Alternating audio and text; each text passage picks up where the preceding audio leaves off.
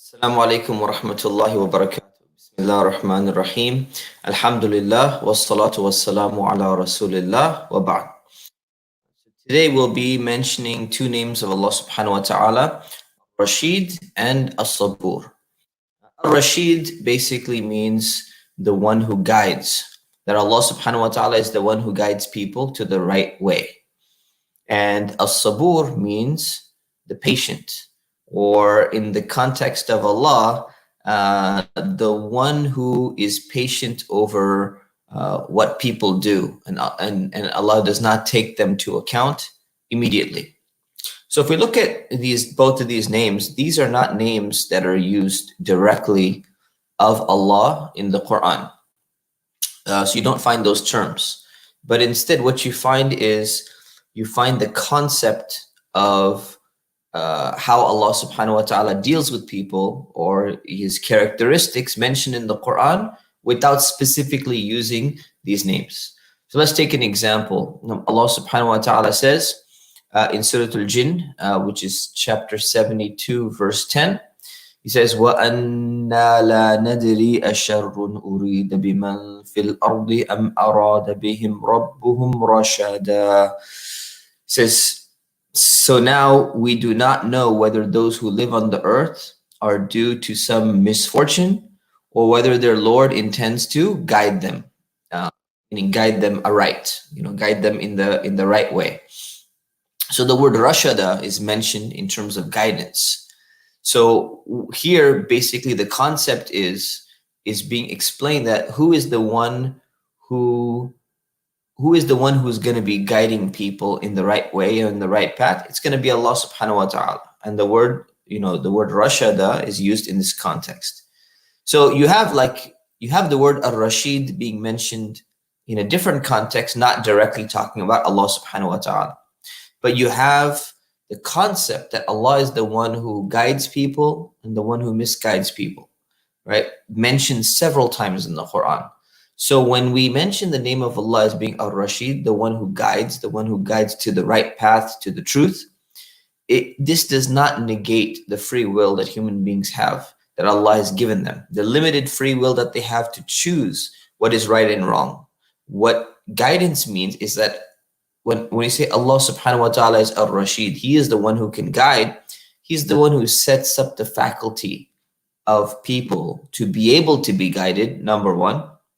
And number two, He can give, and He gives certain hints to people, certain directions to people, which helps guide them. He gives them like a signal, and therefore they can be guided. So they're not guided entirely on their own. If they're guided the right way, or if they're misguided, it has to do with something that Allah subhanahu wa ta'ala also had set up for them, even though people do have free will. So what this does is it emphasizes the point that Allah subhanahu wa ta'ala was still in control of all of these different aspects, and people should not view themselves as entirely independent from Allah subhanahu wa ta'ala. The second name is As-Sabur. And As-Sabur means the patient, right? But what does that mean, Allah is patient, right? Yeah. Usually we use this term sabr with human beings who, they should be patient over difficulties that are happening or something like that. As-Sabur means the extremely patient. So how is it Allah subhanahu wa ta'ala is patient? What is He patient over, right? He doesn't need to, nothing can harm Him, nothing can bother Him, right? So how is He being patient? It means that He's patient over what people do. People are doing things that Allah subhanahu wa ta'ala is not pleased with. And instead of taking them to account now, He is patient with them, and He says, okay, give them more time. I'm not going to hold them to account right now, and we can deal with them later. To give you an example, in Surah Al-Baqarah, chapter 2, verse 126, it mentions a statement of Prophet Ibrahim alayhi Abraham.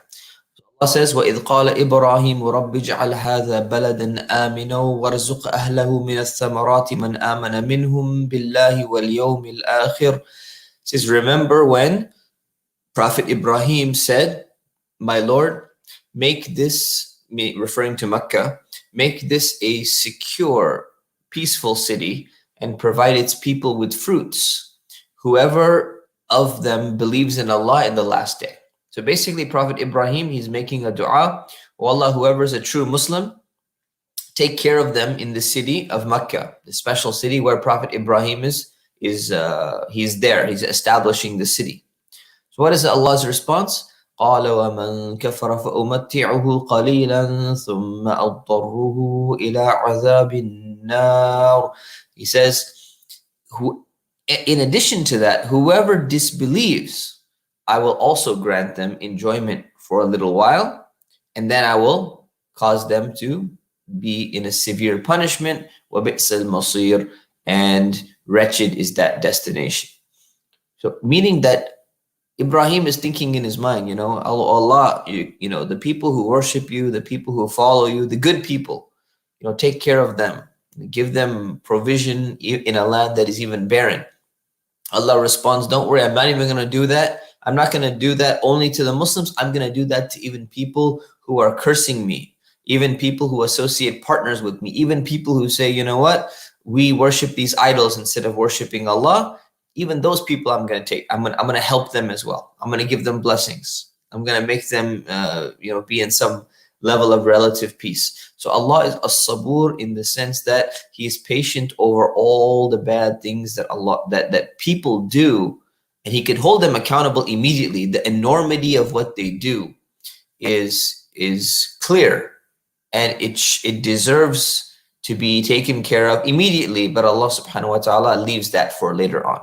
And that is what the term As-Sabur means. So we have the names Ar-Rashid and As-Sabur, and we will leave it at that. We ask Allah subhanahu wa ta'ala to help us and guide us at all times. Ameen. Subhanakallahumma wa bihamdik. Nastaghfirukallah wa natubu ilayk. Assalamu alaikum wa rahmatullahi wa barakatuh.